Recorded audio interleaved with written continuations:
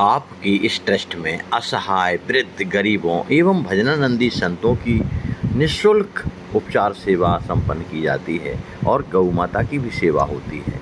आप एक बार YouTube पर राम रघुवर की प्राण प्रिया भजो रे मन सिया राम रघुवर की प्राण प्रिया। हम आप लोग रोजाना ब्रह्मचेतन जी महाराज के माध्यम से श्री राम नाम की महिमा श्रवण करते आ रहे हैं।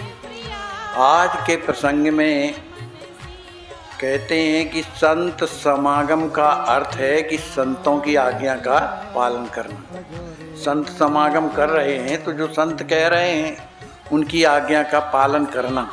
यदि पालन न किया तो समागम करना क्या मतलब निकला। कोई भी मंगल कार्य हो सर्वप्रथम गणपति का आवाहन किया जाता है और सारा कार्य समाप्त होने के बाद अंत में उनका विसर्जन किया जाता है। उसी प्रकार अनुसंधान से ही पोथी का प्रारंभ करें और अनुसंधान से ही पोथी की समाप्ति करें।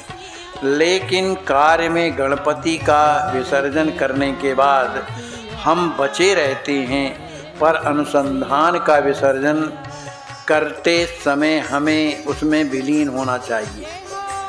जैसा रखना हो वैसा रखो, किंतु मैं तुम्हें ना भूलूं इतनी भीख मुझे दो।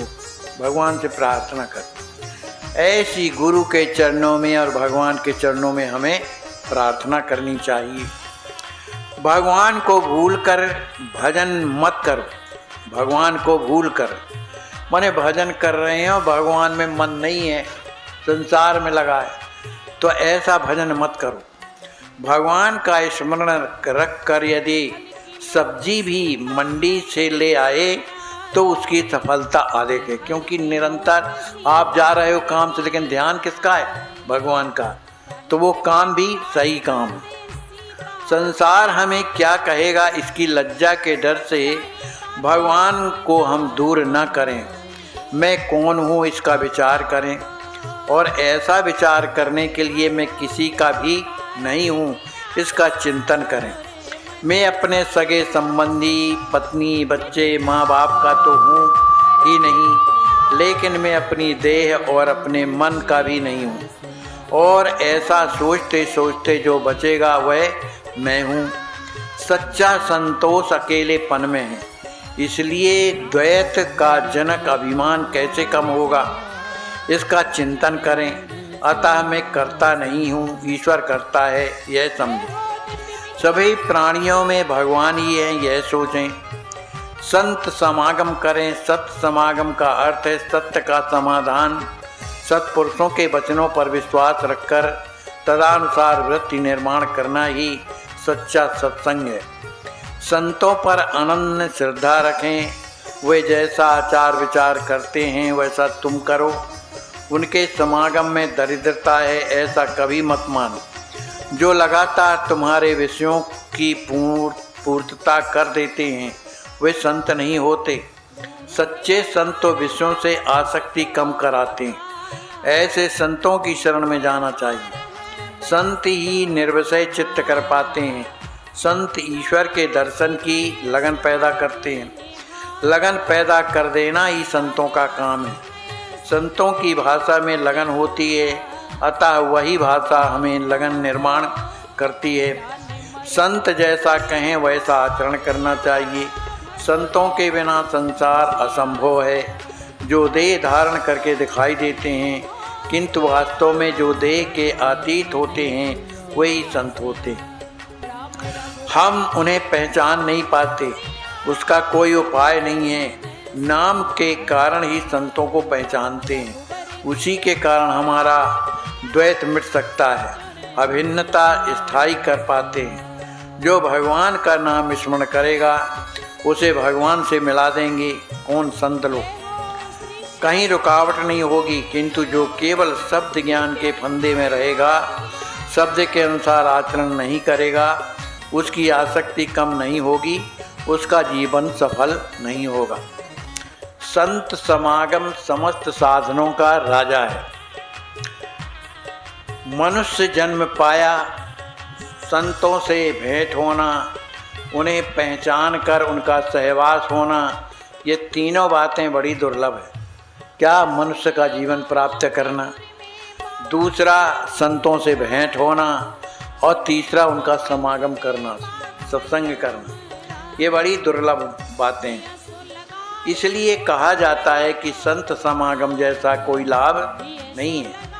संत समागम सभी साधनों का राजा है। हमारी कुछ मांगने की इच्छा भी संत मिटा देते हैं, तब पाने को क्या रह जाता है।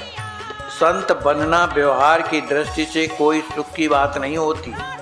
कभी कभी स्नान संध्याशील मनुष्य तेजस्वी दिखाई देता है, क्योंकि वह देह को सत्य मानता है और सत्य मानकर कर्म करता है, इसलिए वह तेजस्वी दिखाई देता है। हो सकता है कि कोई संत तेजस्वी न दिखाई दे, किंतु भीतर विहार करने वाले भगवान के ज्ञान के लिए उपयुक्त उसका शरीर होगा। माने बहुत से संत अच्छे देखने सुनने में लगते हैं, ये बहुत बढ़िया संत, लेकिन कोई ज़रूरी नहीं कि उस तरह के हैं। और बहुत से संत ऐसे हैं साधारण हैं, मिट्टी लिपटी हुई है, कीचड़ लगा हुआ है, लेकिन उनका अंतःकरण कैसा है, भगवान में डूबा है। ऐसे संत लोगों का कल्याण करते हैं। जो देह के परे हैं, जो स्थायी हैं, जो देह को भूलकर भगवान का स्मरण प्राप्त कर लिया है, वह भगवत प्राप्ति का सुख है। उसे प्राप्त करने के उपाय या मार्ग जानने के लिए हमें सत्पुरुषों के पास जाना चाहिए। संतों की संगति का परिणाम यह होता है कि हम जाते हैं विषय वृत्ति के लिए और लौटते हैं निर्विशेष होकर के। जिससे मिलकर निर्विषय का भाव दृढ़ होता है, वही सत्य संत होता है। इतना ही नहीं, वह प्रत्यक्ष भगवान होता है। हमारे मन में ऐसे संतों के सहवास के लिए तड़फन लगन होनी चाहिए। संत हमें अपने आलसी रूप की पहचान करा देते हैं। सत्पुरुषों के द्वारा जो मार्ग दिखाया गया है, उस मार्ग से जाना और तदनुसार काया वाणी और मन से काम करना पौरुष ये। रेलगाड़ी में किसी भी दर्जे में बैठने वाले लोग, बिना टिकट के लोग भी सीधे आखिरी के स्टेशन पर पहुंच जाते हैं। इसी प्रकार संतों की संगत करने वाले सभी लोग भगवान तक पहुंचते ही हैं। उसमें बिना टिकट के यानी दुष्ट, पापी, त्याज, दुराचारी, अयोग्य लोगों का भी उद्धार हो जाता है। शर्त यह है कि सब एक गाड़ी में बैठे। भाई गाड़ी में बैठोगे तभी तो पहुंचोगे। यदि सत्संगत का महत्व है परमार्थ साधने के लिए, तो सत्संगत बहुत उपयोगी है। संगति 3 प्रकार की होती है। एक संतों के देह के साथ प्रत्यक्ष सहवास, 2 संतों के द्वारा बताए हुए गए मंत्र का उपयोग, 3 संतों के विचारों की संगति। माने जो संत विचार विमर्श करते हैं, जहाँ पर वो जो बात करेंगे निर्णय करके, वो भी सत्संग कहलाता है। एक संत के देह के साथ प्रत्यक्ष सहवास, 2 संतों के द्वारा बताए गए मंत्र का उपयोग और 3 संतों के विचारों की संगति। संगति का परिणाम अनजाने हो जाता है। अतः संत संगति करो।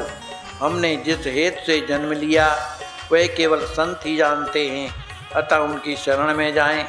संत स्वयं संतोष प्राप्त कर औरों को भी संतोष देते हैं। उनके हम पर कितने उपकार भरे पड़े हैं। बोलिए श्री सीताराम नाम महाराज की जय।